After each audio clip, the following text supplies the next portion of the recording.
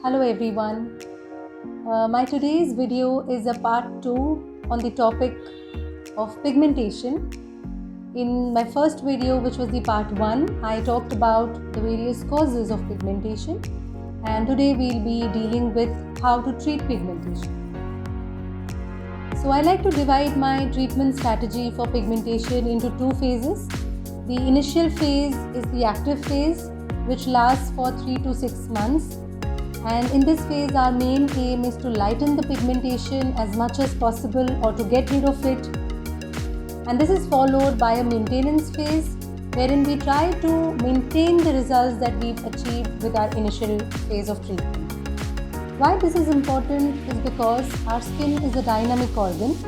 It undergoes changes based on various external as well as internal factors.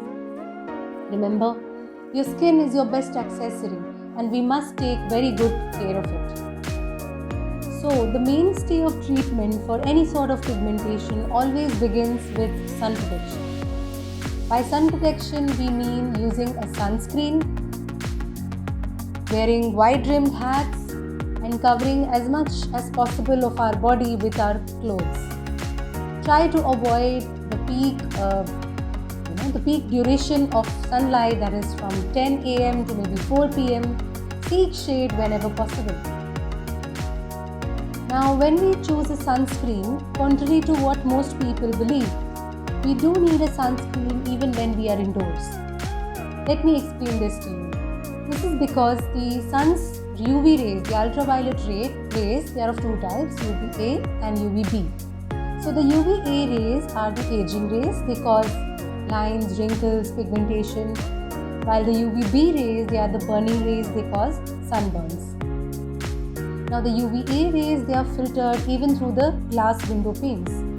Hence we require a sunscreen, be it summer, winter or monsoon, and we also need it when we are indoors. Also, our sunscreen should protect us not only from ultraviolet rays of the sun, but it should also protect us from the infrared rays as well as the visible light. For this, we need to use a sunscreen which contains a physical agent such as zinc oxide or titanium dioxide or iron oxide. Also, when we choose a sunscreen, there are two things that we must look at, the SPF and the PA rating.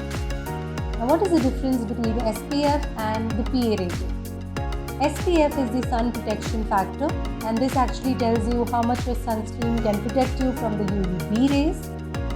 And the PA rating tells you the protection that your sunscreen offers you against the UVA rays. So use a sunscreen with an SPF of at least 30, and it should have a PA rating of +++. That's a PA+++ rating. It's also important to use the sunscreen in the right quantity. See, roughly you require about half a teaspoonful of sunscreen for your face and your neck. You require half a teaspoonful for your each arm and about 1 teaspoonful for each leg. Also, apply a sunscreen 15 minutes at least before you step out in the sun, and it's also important to reapply it every 2 to 3 hours. Always use a sunscreen which is suitable according to your skin type, and the best possible thing to do is to see your dermatologist, who will assess your skin type and will be able to choose the right sunscreen for you, be it a gel-based one or a lotion or a cream.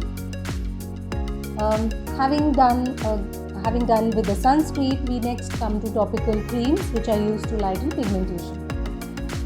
Now, this is the most important step because this needs to be done right from the initial phase, and we also maintain it by using creams during the maintenance phase. In the initial phase, we do give strong creams which are mainly prescription medications like hydroquinone, but of course it is to be used only with a dermatologist's consultation, and we use it in the right strength for the patient and for a fixed duration only, maybe for 4 to 6 weeks. There are other topical creams also which can be used safely for a longer period of time, such as kojic acid, niacinamide, glycolic acid, azelaic acid, arbutin, etc. So all these topical skin lightening creams or the anti-blemish creams, basically they block the synthesis of melanin and thereby they reduce pigmentation. We can also prescribe oral medications which may be helpful, such as vitamin C is very good for pigmentation. Also antioxidants which contain lycopene, vitamin E are good. In someone whose hemoglobin is low, we also do prescribe iron containing preparations to build up the hemoglobin. Next we talk about procedural treatment, and in this the most commonly done treatment is a chemical peel. And what a chemical peel basically does is it exfoliates the top layers of the skin. So it increases the skin turnover, thereby bringing out a lighter and a brighter looking skin.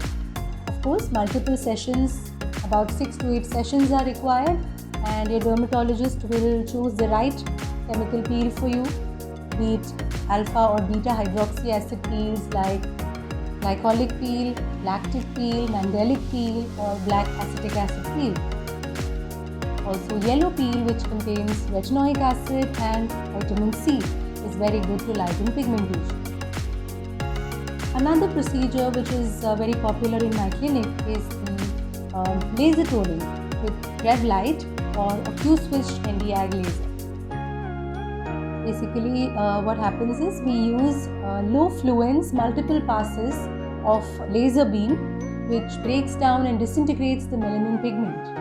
Also, it helps to synthesize collagen in the layers of the skin, and so it gives a more radiant and a firmer and a lighter looking skin. This also requires multiple sessions, about 6 to 8 sessions may be required at fortnightly intervals, and it gives very good results.